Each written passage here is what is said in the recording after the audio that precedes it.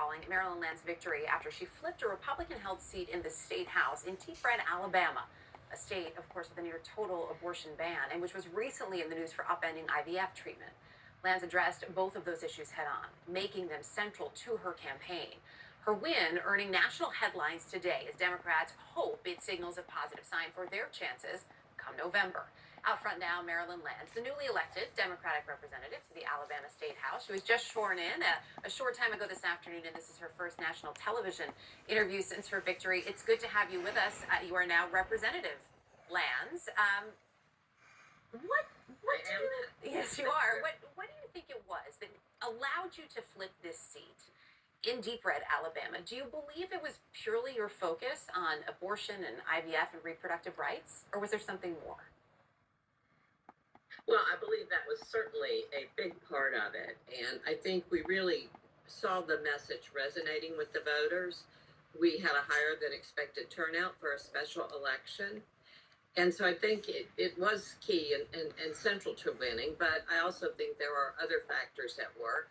I have very deep roots in this community. So I feel like I really understand the nuances of this district. And we have been campaigning on healthcare, really focusing on my background in community mental health. We've been, of course, looking at education. That's always a big one. And in this state, we're always 49th and 50th, and we need to do better. We can do better. And then economic well-being. But I think this victory really also signals that this state is ready for change. Mm-hmm. It'll be interesting to see. I was struck by, this was personal for you. I know more than 20 years ago, you had an abortion. You talked about your story as part of your campaign. I just want to play a little bit of that for folks at home. Without the freedom to control my own health, we had to travel out of state to get the care I needed. It's shameful that today women have fewer freedoms than I did 2 decades ago. We need to repeal Alabama's abortion ban and protect women's freedoms. You said you got the sense that Alabama was ready for a change. What did you hear from voters after choosing to share your experience there? Well, I have heard, I didn't expect this, but I have heard from so many women and families who have shared their stories with me. And so it's become a deeply personal connection when I knock doors or talk with voters. And many of the constituents of this district, but also North Alabama in general, have really reached out to me to share their experiences.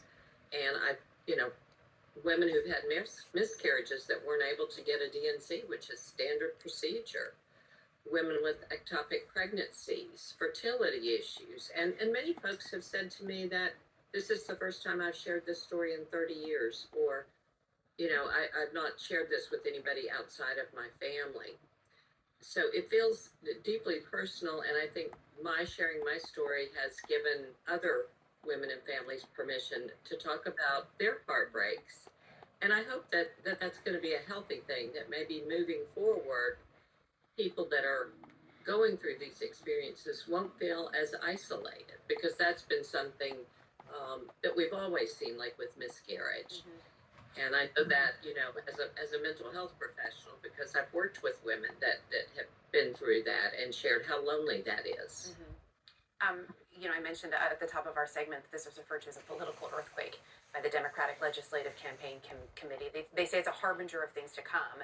There are a lot of national folks looking at your race, seeing if they can translate it on that national level. What's interesting, though, is after Alabama's IVF ruling, we did see Republicans in Washington really quickly try to distance themselves from some of the restrictions in Alabama. Here's some of what they had to say. I strongly support the availability of IVF for couples who are trying to have a precious little beautiful baby. We strongly support continued nationwide access to in vitro fertilization. Pro-life means being pro-IVF. Democrats see reproductive rights and this broader conversation about them, as you point out, as a winning issue. Republicans, though, also seem to be recognizing how important it is for voters. There is a lot of time between now and November. Are you concerned that Republicans may also figure out a message that speaks to voters who are concerned about their access to reproductive care? I don't know that they'll be able to come up with anything that's truly salient. I think with the legislation that we recently passed here in Alabama to attempt to fix the IVF ruling, that is in no way a real fix. Our Mobile clinic has still not resumed services. There are a lot of people who are really afraid of the legalities around that.